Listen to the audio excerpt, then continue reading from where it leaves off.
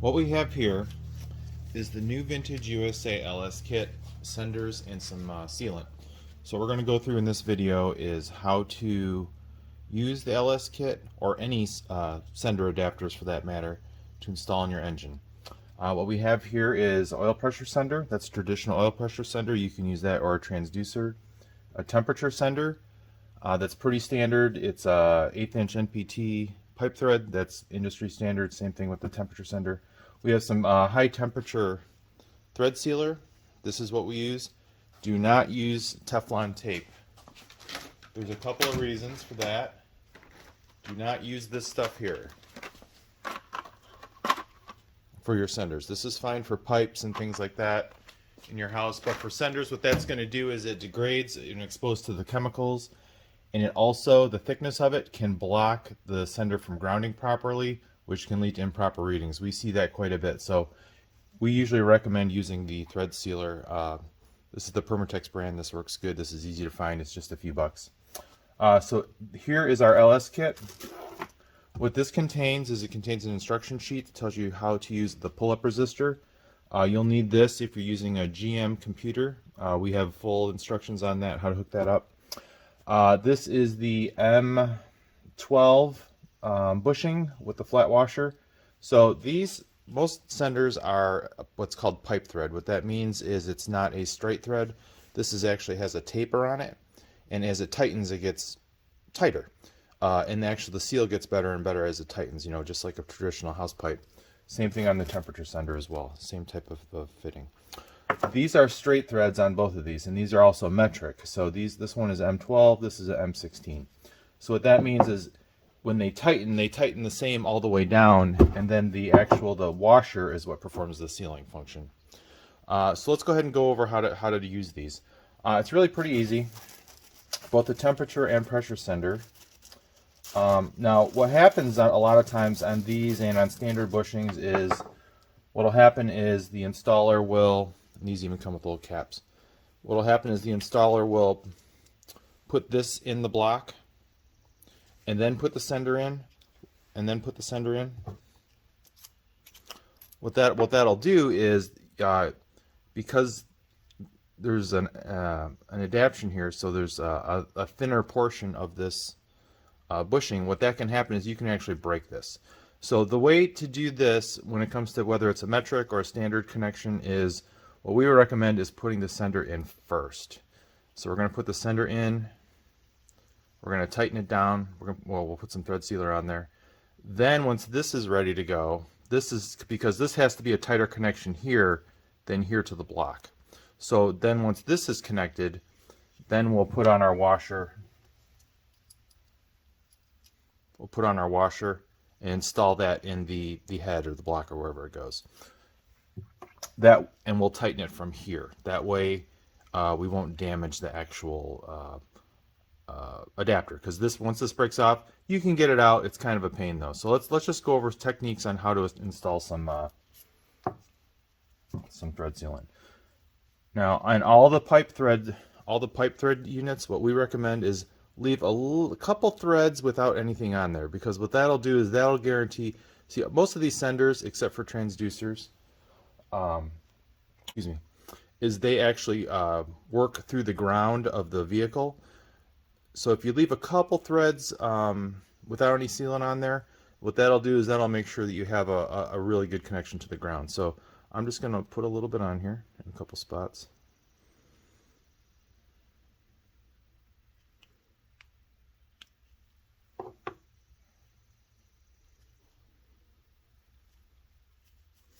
And then we're going to, oh, I got a little on the bottom, but that's okay. I'm going to try and hit the center of the threads, because this will not go in all the way. It'll only go into a certain point. Okay, so that looks pretty good. This is our temperature sender. This is going to go into the head of the LS. I'm just going to get this started. Then what I'm going to do is I'm going to come over here to my vise. I've got some cardboard on here to prevent this from being damaged.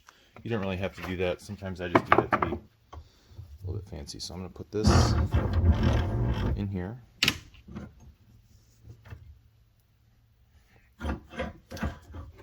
Just for simplicity, I'm just going to use an adjustable wrench. You can use the proper size wrench if you'd like. Actually, I have a bunch right over here. Then what we're going to do is we're going to tighten this up.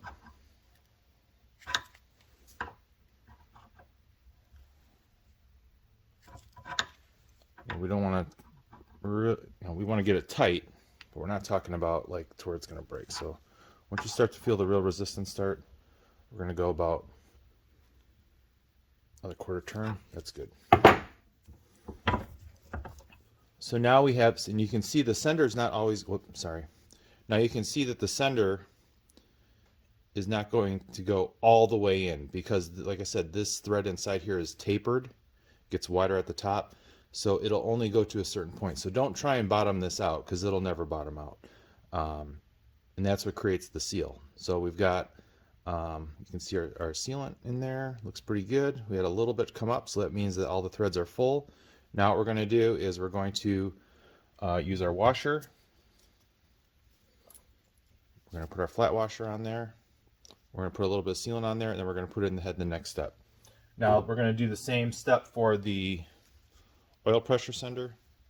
Exactly same process. We're going to put that in here, tighten that down, and then we'll show you where that goes. Now it's time to tackle the senders. Let's start with the oil pressure sender. The oil pressure sender is located right back here on the back of the block, just like a small block Chevy. So it's right back here, and we'll show you that in some pictures in the installation step by step, but it's right back here. What you want to do is you want to spend the $10 and just get the tool. This will save you a bunch of pain. If it's out of the engine, it's a piece of cake, but this, see, the thing is, here's the stock LS sender.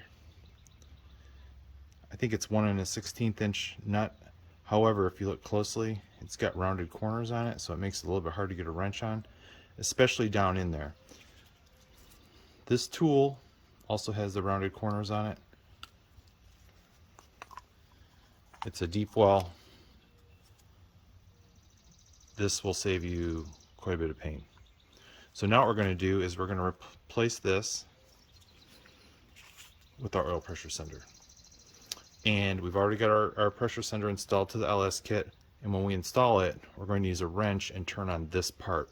That way we're bottoming, we're going to put our sealant on, we're going to put our gasket on, we're going to drop it in, and we're going to tighten it by this. Not by this or by this, because we don't want to damage this connection here. So we'll plop that in, hook that up. Now then we'll move on to temperature senders. All GM, actually most heads for all V8 and V6 engines typically are, they're not mirror images, but it's the same part but flipped 180.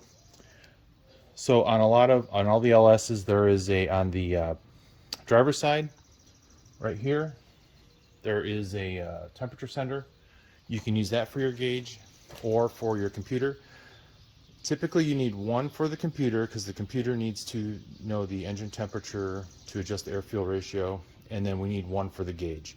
And the reason why we need an oil pressure sender and a temperature sender is we want to have the gauges be a standalone apart from the computer. That way you know exactly what your engine's seeing. That way, in case there's a problem with the original sender or the ECM, your gauges are your insurance to make sure that your engine is safe. That's what gauges are all about. They look cool, but really they're all about insurance. So what we're going to do is we're running a Holley Terminator X on this engine. So what we're going to do is we're going to retain this temperature sender to run the Holley. And then on the other side, the mirrored side, I'll show you in a second, is where we'll run the temp sender for the gauges. One other thing we wanted to demonstrate on this is, I know it's going to be kind of hard to see, but down there, see that oil pressure sender down there? Let me see if I can get a better shot.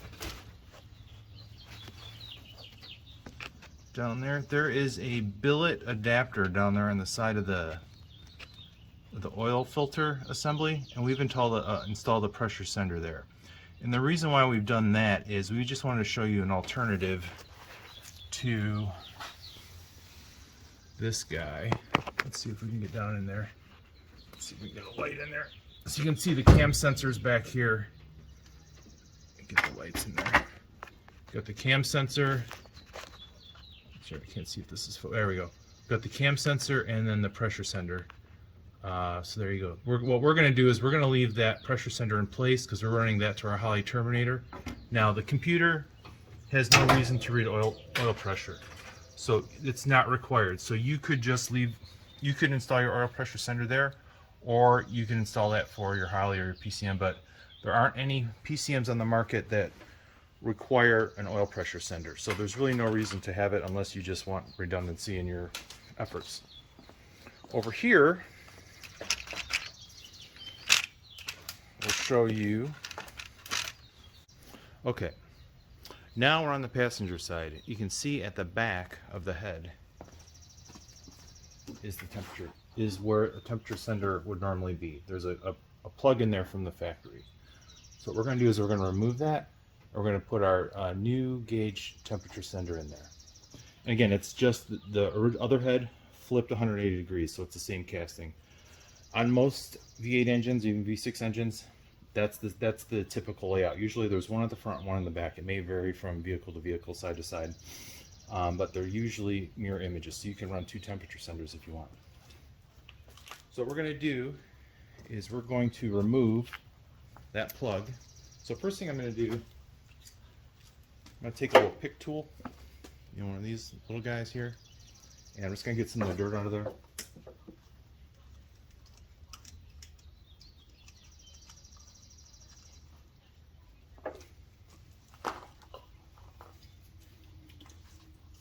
Just going to hit it with a little cleaner.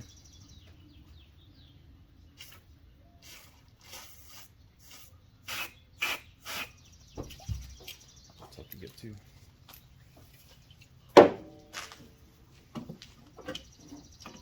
Should say a little tough to get to while shooting a video. Just going to spray in there. That way when we use our socket. So this is, oops. This is a 8mm hex. So that's what we're going to use to remove it. Hopefully it's not stuck.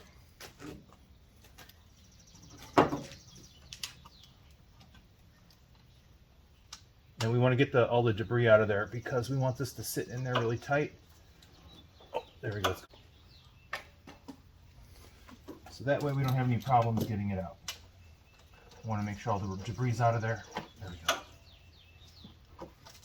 So we do not want to strip this out. Next thing you know, we'll be messing around with vice grips and easy outs and all that kind of stuff.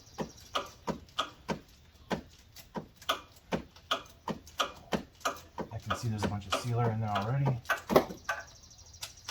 Now when you take this out, don't be alarmed, you'll lose a little bit of coolant, so have a little tray under there.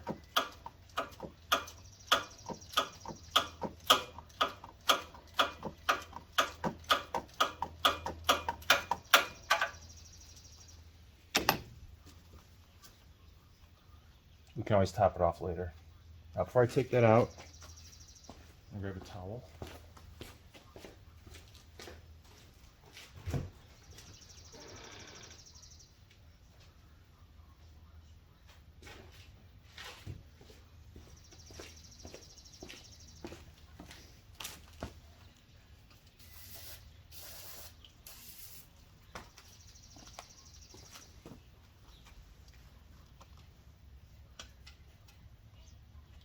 So we're going to lose a little bit of coolant.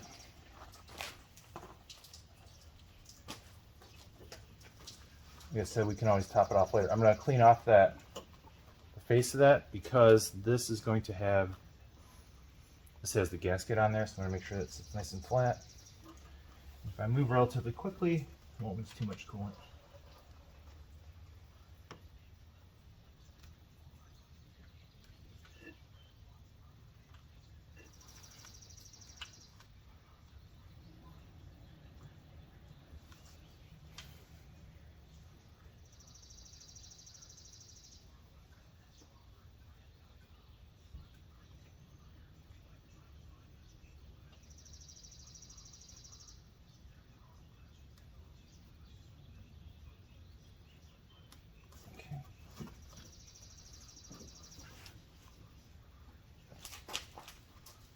remember, I'm going to use a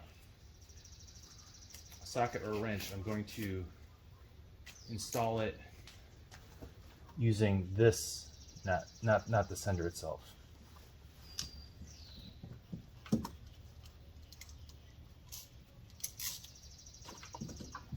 I'm going to be using this socket on the bushing itself, not the actual sender. That way we won't break it off. So I've got my sealant on there, and a little bit of coolant we lost, a cup or two. It's just what's in this head, it's not the whole system.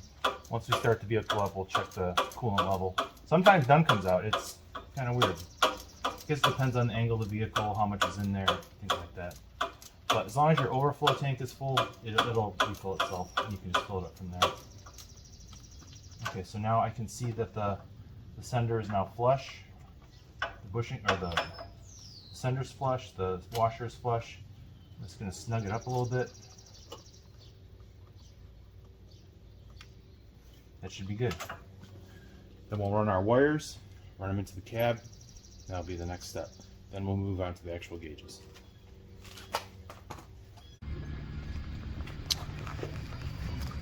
Got our sender wires hooked up. So what we do, we just crimped it on, attach it to our temp sender. What I'd like to try and do is I like to try and use the same color wire running into the engine compartment as into it's on the wiring harness, if that's possible. Just makes it easier.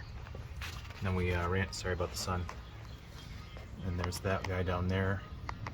Now one thing you want to do is you want to make sure that you've got a little bit of slack right here, because the engine is going to move a little bit, and I've seen a lot of people who they'll start the vehicle, bad motor mount, they'll have a lot of engine movement, and they'll pull the wire off, so we don't want to do that. And then I just ran the wires along, sorry about the sun, along the loom that it's going to get inserted to. The reason why I did that is I just want to make sure everything's working, good to go, and then what we'll do is we'll tuck it in the loop when we're done, and I found an existing hole to install it into. Now let's take a look underneath. I'll show you the pressure sender that we've installed in an alternate location.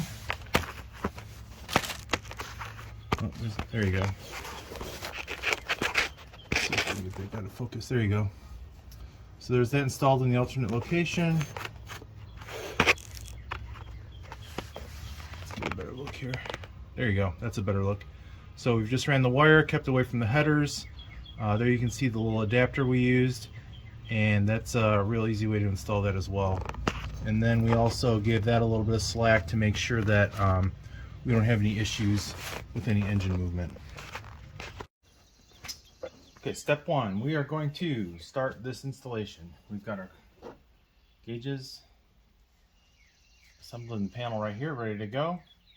We've already plugged in the direct drive plugs and made them all nice and neat. Just follow the instructions in the book. We'll go over that in a minute. I'm going to be getting in and out of that side so that you can see everything. We've got our instruction booklet here. We're just going to follow that along step by step. Step one is, let's remove this piece. So I've got my magnetic parts holder down there, that way I don't lose anything. I'm going to take our Terminator X part off of there. Start by removing these. Now in these older builds too, or second-hand or third-hand builds, you're going to come across some things that aren't ordinary. So it's good to take some photos or some notes to just so you remember what goes where and what is what. For example, we've got some switches and some gauges over here from the previous owner. Some of that we'll need, some of that we won't. So if something has to come apart, we'll take a photo or a note, and so that when we put it back together, we know what we're doing. Okay, that piece is loose. Okay. Looks like I need to remove this mount for this Holly thing. Okay, here.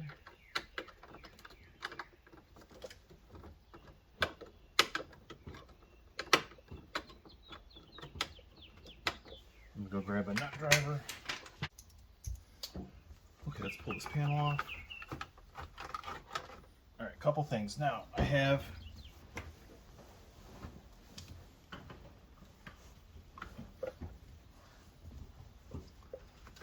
some connections over here.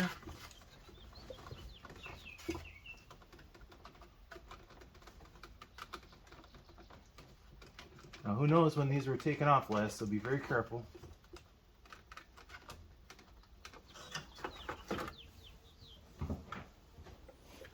We don't want to break these.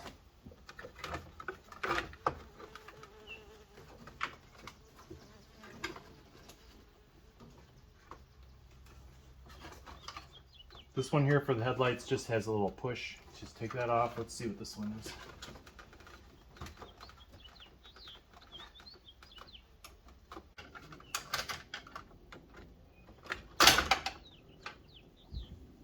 Okay, so I've disconnected these. I do have some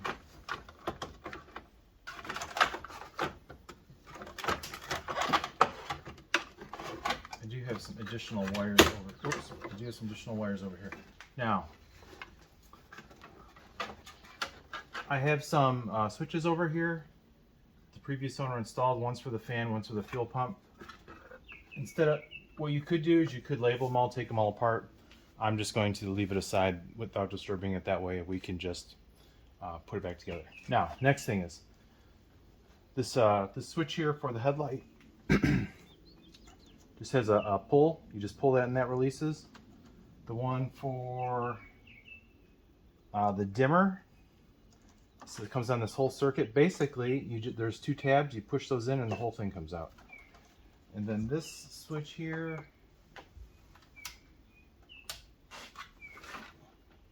which to be honest with you, I'm not sure what this is for yet because we only had this car a couple weeks. Just has a tab you pull up.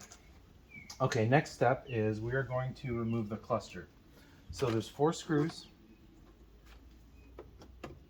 4 screws right there. Let's not lose our keys. Looks like that's all we need to do. Looks like these are larger size. These are probably metric. I'm going to go find out what those are.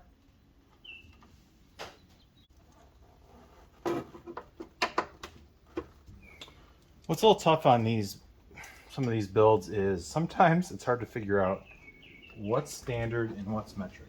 So it looks like this is a 8mm.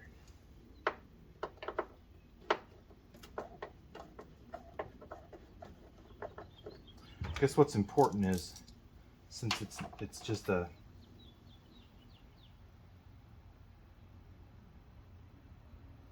and 9/32 also fit. So like I said, that's the trick sometimes on these 90s. Things started going metric, so sometimes things are metrics. I don't know. And plus, you know, you have previous owners. Who knows what's been going on? So we'll keep all those for when we need to reinstall this.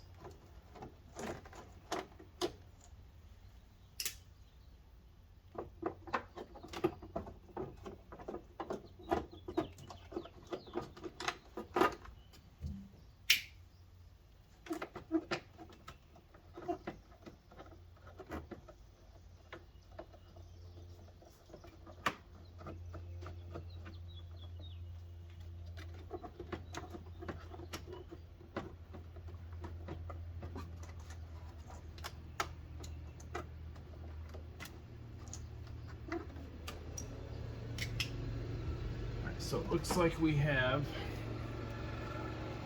one more screw back there, back behind where the radio would normally be. So we've got this gauge thing going on here, so we're going to take that apart.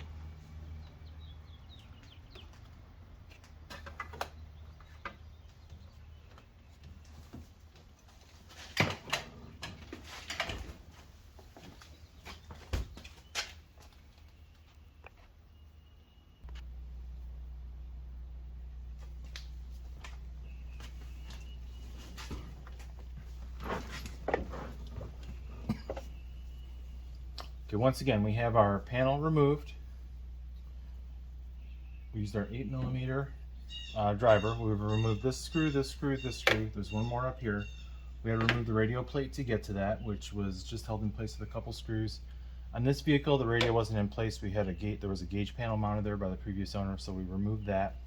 We're going to use that to mount our Terminator X 3.5-inch screen, which is really great. It has all the features. It's just really hard to see while you're driving. Plus, we really want the cool factor of the gauges. That's really what we want.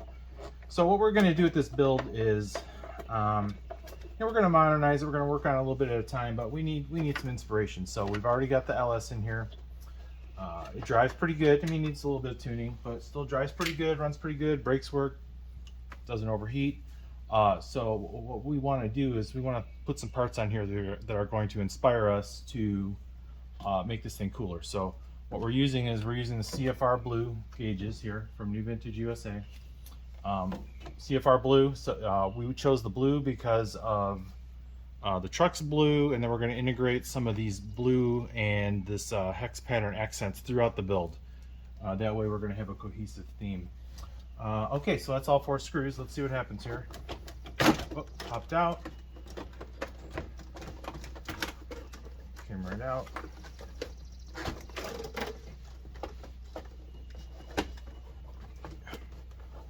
The trick here is the shifter wire. Okay, so I've released the shifter wire, which looks like it just comes out of here, and it comes up through here and then snakes through here and then pulls on the prindle here, and it'll move that. So what we're going to do is we're going to take this over to the bench, and we're going to install this shifter assembly into here so that we can maintain all those functions. So we're going to do that. I know on manual versions, I know there's a block off for that too. Okay, so that's done. This here is our plug that we're going to integrate with. So I have a wiring diagram. We're going to go through that in a few. Let me pull this out. Okay, that comes out there. So here's all of our wires that we will have to figure out. So we're going to do this a couple of ways. But first things first, let's make sure that everything, let's check our fitment here. Now some of these you do have to create a little bit of clearance, some of them you don't. Let's take a look at what we got here. Okay, this one here, according to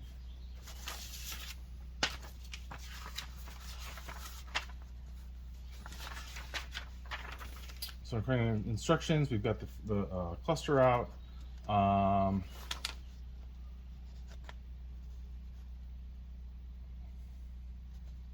According to instructions here, we just need to clearance out a little bit there for the back of the speedometer and tachometer.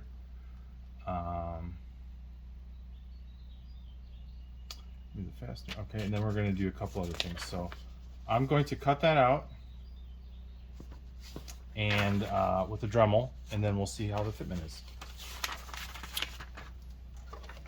It looks like we just need to create some clearance for just for this right here. And the instructions do say be careful because the harness is back here. So I'm just going to take a Dremel. I'm just going to take some of this out of here, punch it out, and then there's nothing structural to this. It's just a piece of plastic. So I think we'll be just fine. Plus, now I'm going to vacuum this out. This is pretty dirty anyway. This gives you a better idea of what we clearanced on this one to make this cluster fit. So you can see we just opened this up. I mean, it took probably, I don't know, 10 minutes to use a Dremel. This shows you also where all the wires are behind there. There is a little bit of room. They're attached back here, so they're not like right against there, but you should still use some caution. I did clearance this a little bit right here for the shifter, just in case. I just want to make sure we don't have any problems for the shifter assembly that's back here, that part. So this will now sit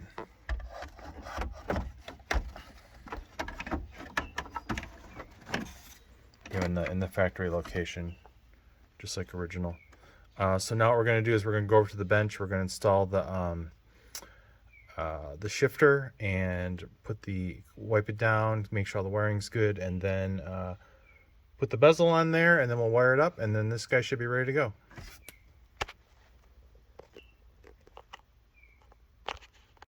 All right, now we're going to start putting this thing together.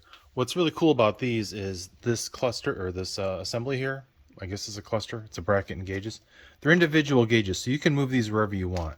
They're just put in the panel, just like normal aftermarket gauges. You can just move them wherever you want. So what we went ahead and did is we put the gauges in where we like them. Just follow the instructions in the instruction booklet. Let me go grab it.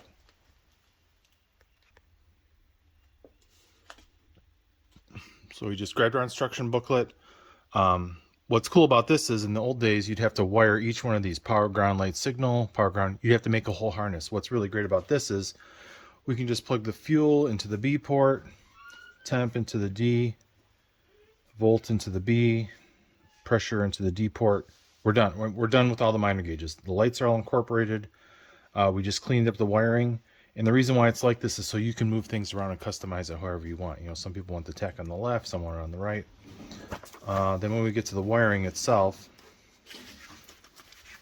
what's nice about these instructions is there's a chart and a diagram and pictures of the gauges and also images of what all the senders look like. This way it makes it as clear as possible. Some people prefer charts, some people prefer diagrams. This combines both to make it as easy as possible to understand. So this is assembled, all tightened down.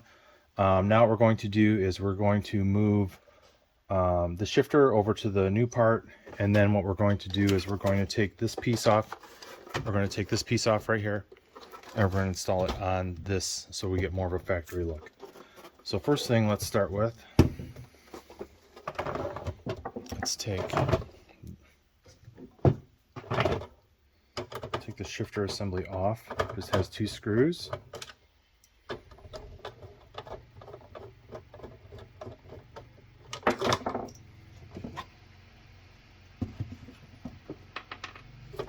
Oh, there you go, already came out. Sorry. There it is right there.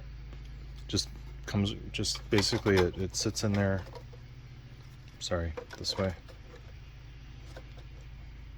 Once the screws are undone, you just take it out. So we'll set that aside. Then what we're going to do is we're just going to reinstall it in our new piece. Just like that. Goes right back in, right back where it came from.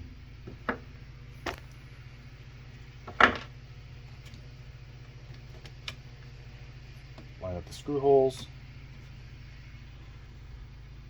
Just like that, these 2 screw holes. Put the factory screws back in.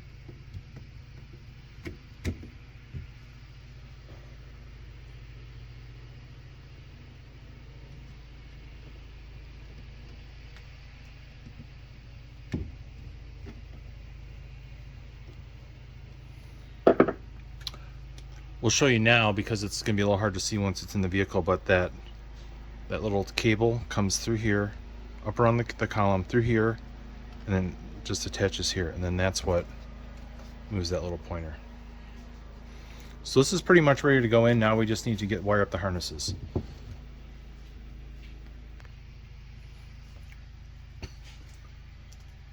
The next step is going to be wiring. So all the kits for New Vintage all have the same wiring harnesses. They use the same wiring harness on all the kits. That way, once you learn one, they're all wired exactly the same. Red is power, black is ground, white is lights. They're all wired exactly the same. And what's really cool is, again, like these diagrams. So we're just going to follow these colors. First thing I'm going to do is I'm going to start. So we're just going to follow along. We're going to do the speedometer and the tachometer. Some of these aren't used, so we're just going to tie them off, rubber band them off, not use them. But they're all wired exactly the same. So what we're going to do is we're going to commonize the power, commonize the ground, commonize the lights, and then wire up the rest. And you can, and basically they just plug in. So these can go directly, this end can go directly into the vehicle harness, and then these just plug into the back of the gauges. Pretty simple, just like that. then that's it. So if you ever need to remove the cluster or get in there or make some adjustments, all you need to do is unplug these two harnesses and the whole cluster will come out. Now for our purposes, since we're going to be adding on some features later in another segment, we're going to add on a air fuel ratio gauge and a boost gauge and probably a trans temp gauge, because we're going to be doing some towing with this. What we did is we basically took the same harness and then we just commonized everything, and then we have a quick disconnect because we're going to be doing other things down the road, and this is going to make it easier for us later. So the way this is going to work is we're just going to plug this in, and I wired up the light bulb just like the light bulb comes with the kit. I wired that in there, so that'll now light up your prindle, and then we're going to splice this into the vehicle just like before. But what we did is we used all the same colors, so that way we're just following the same process. Now the last thing we're going to do before we start wiring this up is we are going to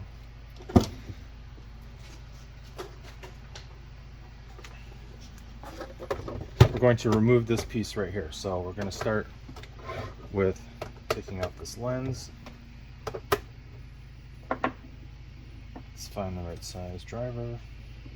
Kind of surprised it's not that.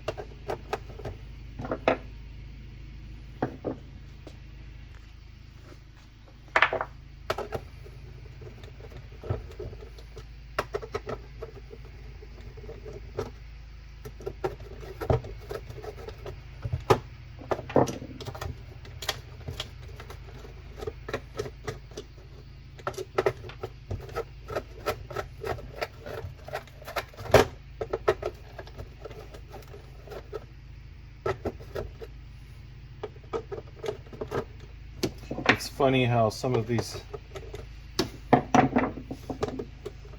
bolts fit perfectly and some don't. Let me grab some Torx.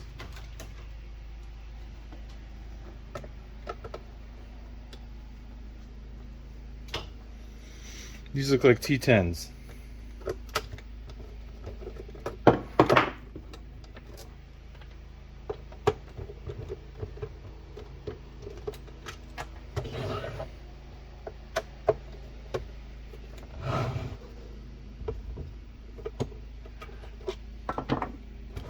Okay, so that's going to lift our lens off. We're not going to use this again because the gauges already have glass on them, and we don't want to be looking through this scratched up plastic and then through the glass. Plus this will get dusty inside, so we're just going to not even use this. But we are going to reuse this. So all we're going to do is we're just going to put this on here, line it up. Actually has locators already cut for the locators. Line that up, and then we're going to install our fastening screws to attach it to this. We're going to make sure the mounting holes all line up. There's 4 of them. Then what we're going to do is we're going to wire this up and get this bolted in the vehicle, and then we should be ready to go. Okay, it's time to talk about everybody's favorite thing, wiring. If you start with the factory wiring diagram, that's great. The problem with trucks is some have tacks, some don't. Some are diesel, some are gas. You got short bed, long bed, crew cab, short box, and they vary from year to year. They just do. So trucks are the toughest gauges to wire. I shouldn't say they're the toughest. If you're going to go off a diagram, that you're probably going to find the wrong one. So what I'm going to do is I'm going to show you on these OBS trucks is the easiest way to figure out how to wire up your gauges without any wiring diagram. So what we're going to do is we're going to look at the back here.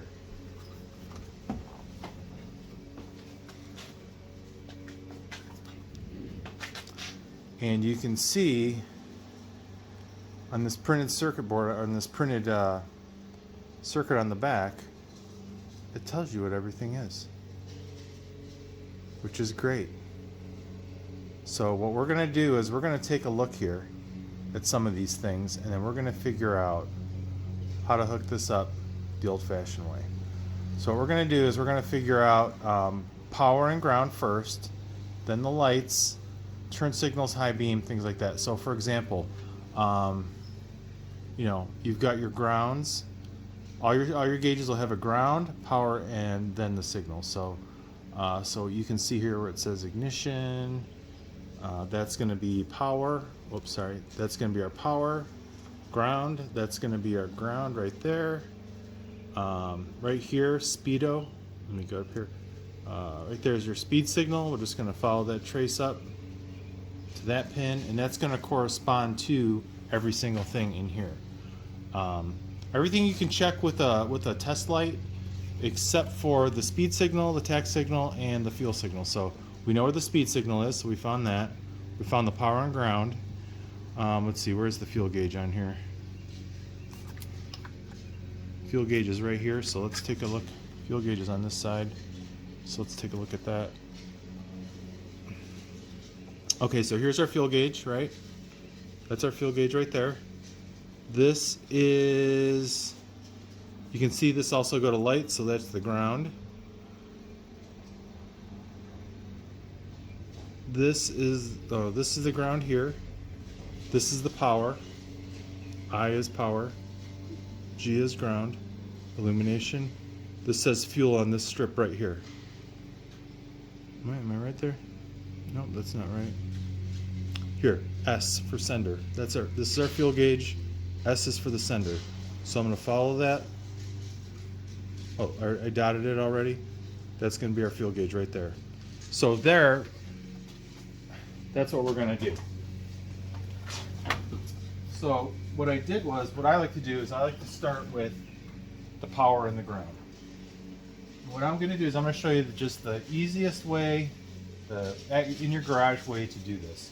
So really, I just found some LEDs, right? I've got a ground wire and a power wire. And the reason why I like LEDs is they're polarity sensitive. So where if you have a test light or a multimeter, it's just telling you that there's power or there's resistance there or voltage. What we want to know is which one's the power or which one's the ground. So what we're going to do here is we're just going to go through some of these and we're going to check these out. So let's start with the ignition. Okay. So if I made just a little diagram here, not very fancy, but this is kind of going to get me started. So all I did was just going to follow my little diagram here. According to on there, this was ground, this one back here.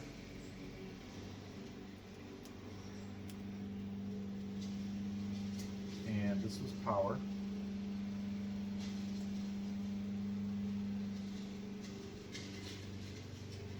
This is upside down, sorry. Make sure you have your plug right side up. So that's our ground right there. This is our power. Let's get our lights out. Let's turn on the key. There we go. We know we have power and ground. And we know which one is which because the LEDs are polarity sensitive. So if they're hooked up the other way, they won't work. Also, you won't damage anything. Alright, so we know that works. Okay, now let's find our right turn signal.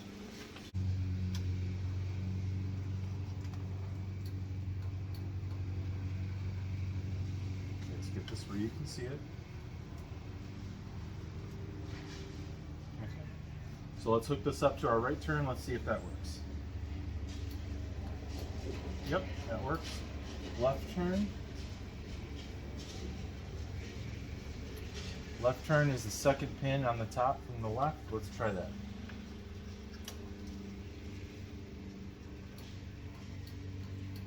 Yep. Let's try the high beam. That should be all the way over to the left on top.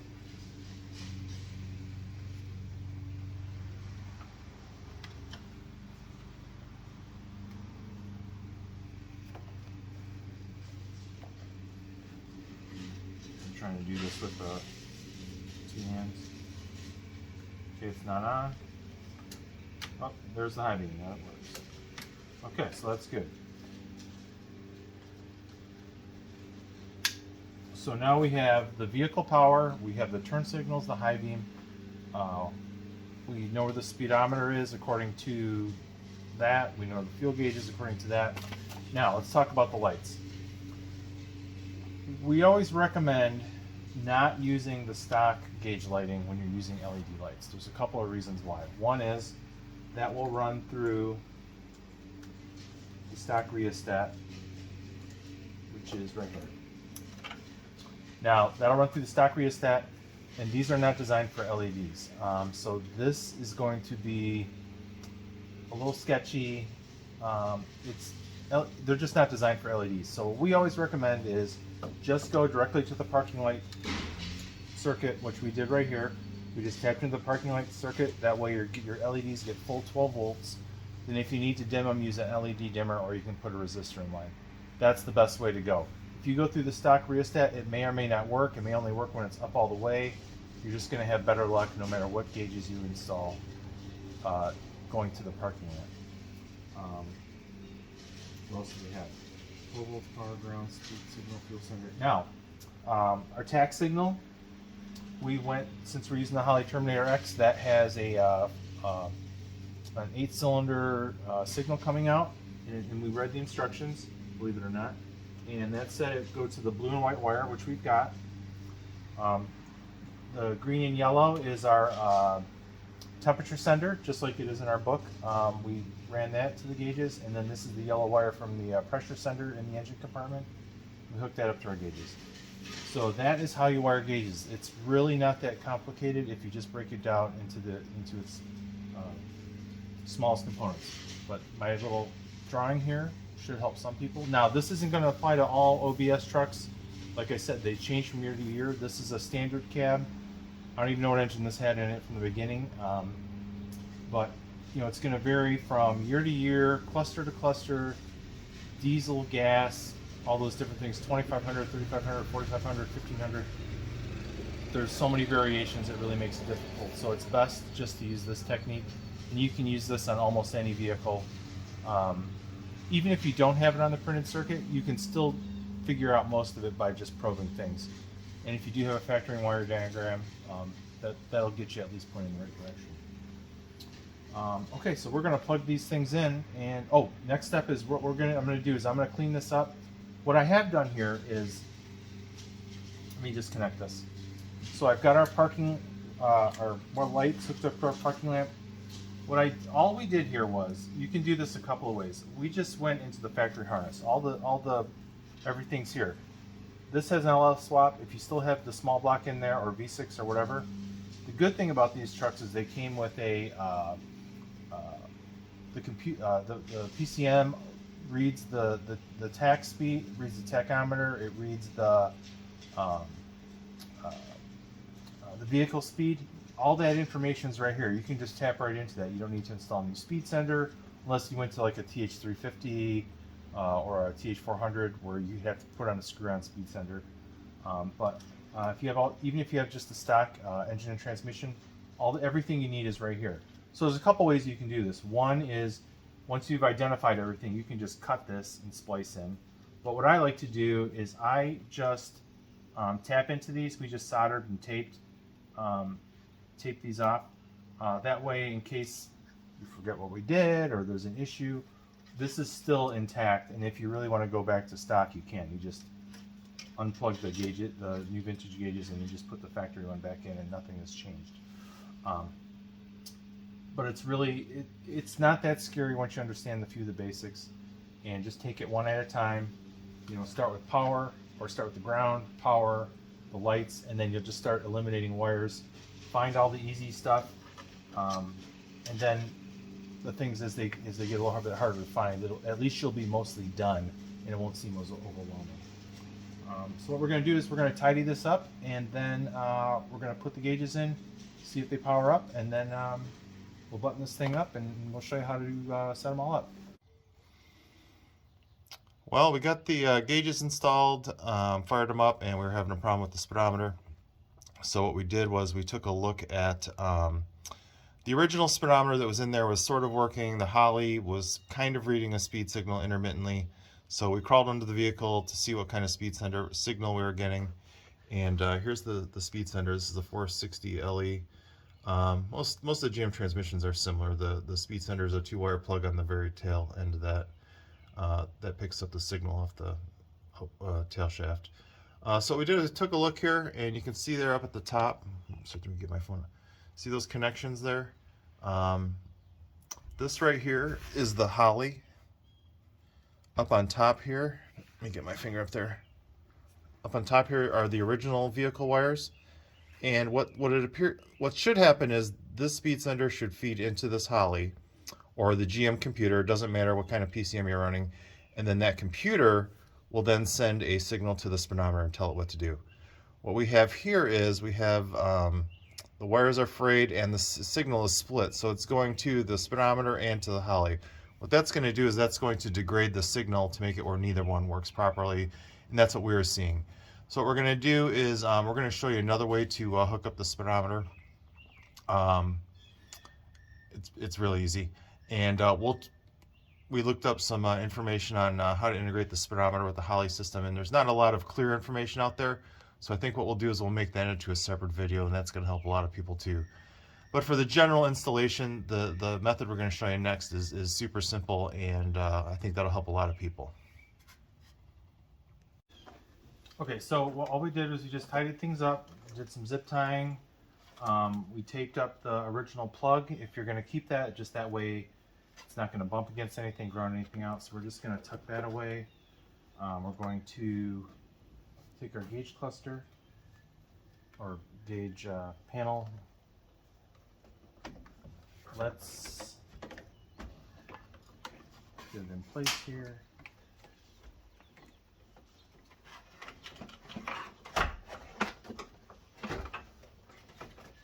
Let's plug it in.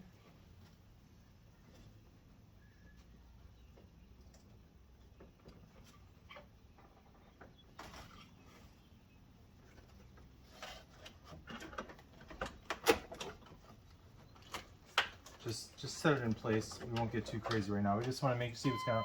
All right, the first thing, let's check the lights. All right, lights work. Let's turn it on. I think that's full sweep. Okay, I see the voltmeter starting to work. Buttons are okay. We installed the programming buttons. You're on this. That way we can access this stuff real quick for you. Now what we're going to do is we're going to check the fitment. Turn off the lights. Okay, so we know everything is working.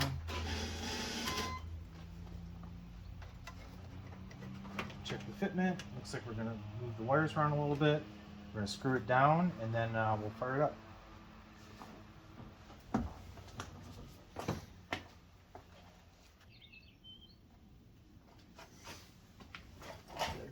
Okay, so everything in here is situated. Now I'm going to start reassembling.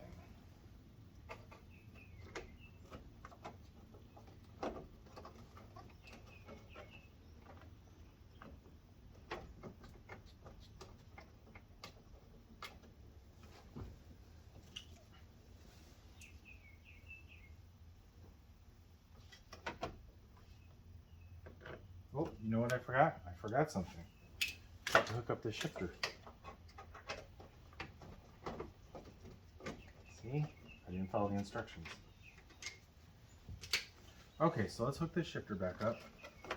If I had the steering wheel removed, this would be a little bit easier. Okay, continued. So it was a matter of just getting my glasses and a flashlight, and it was very easy to do. Basically, you just snake it up there and clip it on. Sorry. Now, back to our previously scheduled program. We're going to screw this back in.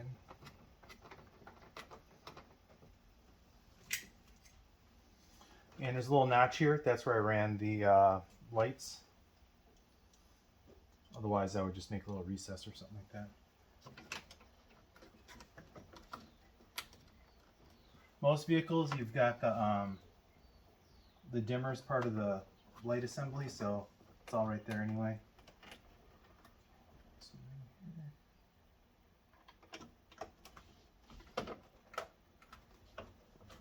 Okay, so what I'm doing now is I'm just putting all these screws in. I'm just going to get them started. Then once everything's good, I'll get everything tightened down. Oops.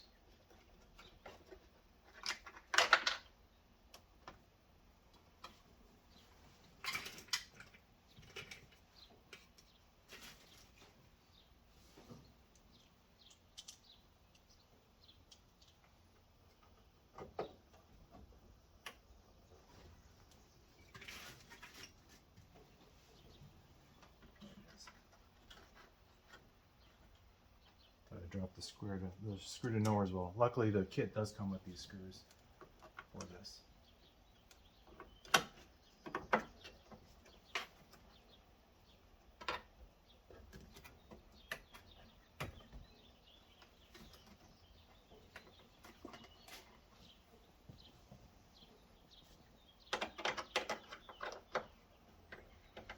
Okay, snug that up.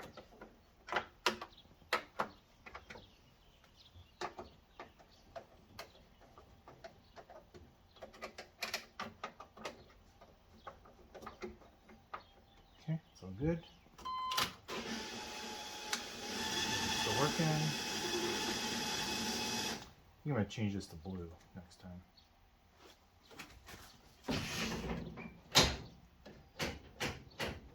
Okay, that works. That must be green from the factory. I'm going to get a blue LED and stick that in there. I think that'll be cooler.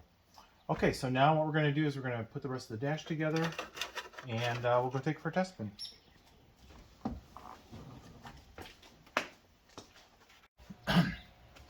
Alright, so we've got our gauges in. We went ahead and installed our entire cluster. We put in the 4 screws, put the radio back. Actually, we don't have a radio here, we just have a blank plate. Now, what we're going to do is put this panel back in place. Just going to maneuver that around there.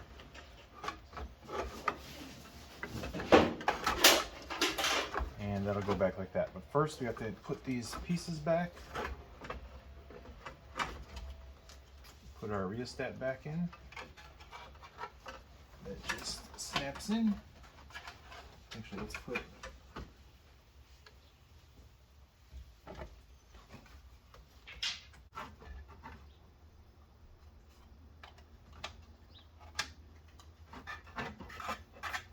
Alright, let's try that again. I did not have the right size screws, so I am going to have to get some.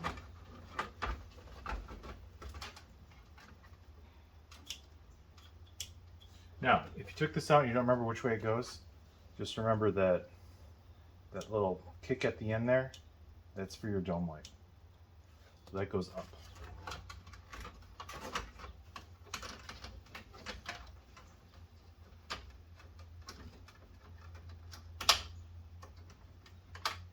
Okay, that's in there.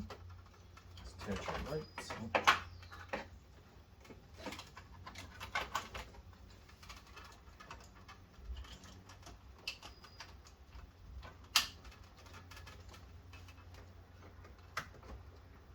Okay, it's coming together now.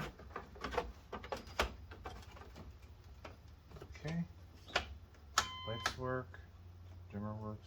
You don't know what that is, so we'll just leave it there. All right, now we just have to put in these 4 screws, and that should complete most of the installation. I'm going to clean this up. So let's put in those last few screws.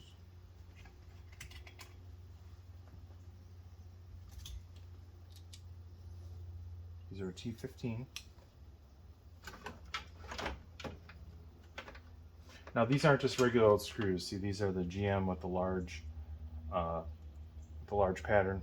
So I'm missing one, so I'm gonna have to try and find one at a boneyard or eBay or LMC Trek, one of those places, because I do think they're kind of cool. And I hate having a mismatched visible screw.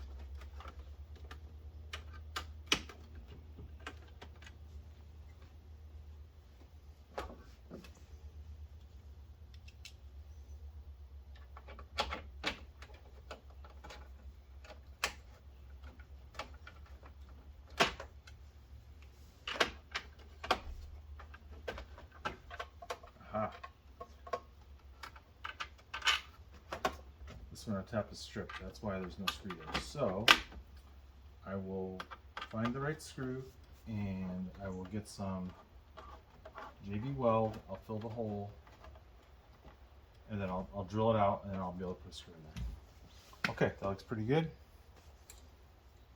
Let's see what we got. Yeah, there we go.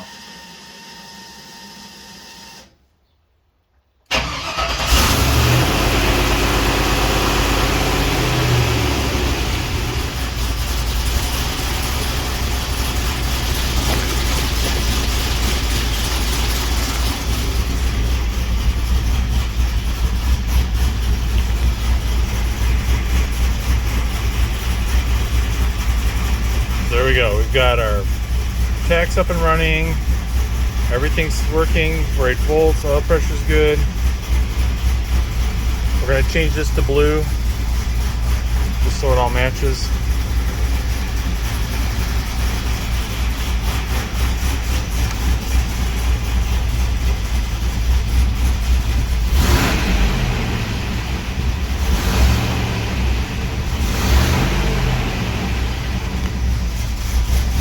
Turn signal.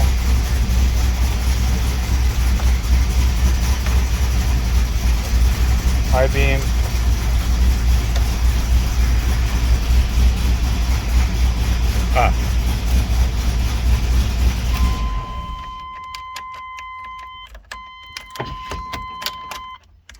And one last thing I want to show you is, remember we had that problem with the speed sender? Luckily we had a couple of these. Luckily we had our couple of GPS speed senders from New Vintage USA. These work really, really well. There's 3 connections: power, ground, and the signal. I just spliced it right into the power ground signal on the speedometer, and I just ran the wires up. Now this is a temporary setup because, like I said, we're going to hook this up to the Holly eventually, but for now, to get us up and running. So I just set it up on the dash for now. You can put this wherever you want inside the vehicle. As long as you can see the sky, you can have plastic over it. You just can't have metal over it. And they work great. The first time you hook them up, they take a couple minutes to get synced, but then they're ready to go. So right there, it's looking for the GPS signal. And we're in a building, so we may or may not get one. Oh, there you go. Look, it's got well, it's looking for it. So once we pull outside, it'll turn green and it'll start working. Over here, where we had those 2 weird gauges. We're gonna put our Holly touch screen right here, so we can do all of our programming and things like that. But here's what's nice about this kit is, let me turn this light back on, is you get a look. It's not helping. You get more of a performance look than a standard cluster. Let me reset these gauges. So you get more of a performance look, and we chose the CFR series because it's more of a high-end or sporty look, and we want to have something to inspire to on the rest of the build. So we're going to use this. We're going to use some of these details, this hex pattern with the blue, similar colors and fonts and things like that throughout the vehicle to tie it all together. This is going to be kind of our building point. But here you can see how, now that we're reusing the factory surround, so it fits in there real well. Fits just like original. This gap is here because that screw's not on there. But so it should fit just like original. Normally we don't install the buttons here, but I want to do some videos to show you some other things later. So that's fine right there. Usually we'll put them under the dash or something like that, but that's appropriate there. At least they look pretty decent and they work pretty well, and nice clicks. So that's pretty much the whole install. So now what we're going to do is we're going to clean up the mess and clean up the truck, and we'll pull it out and we'll check out some more things.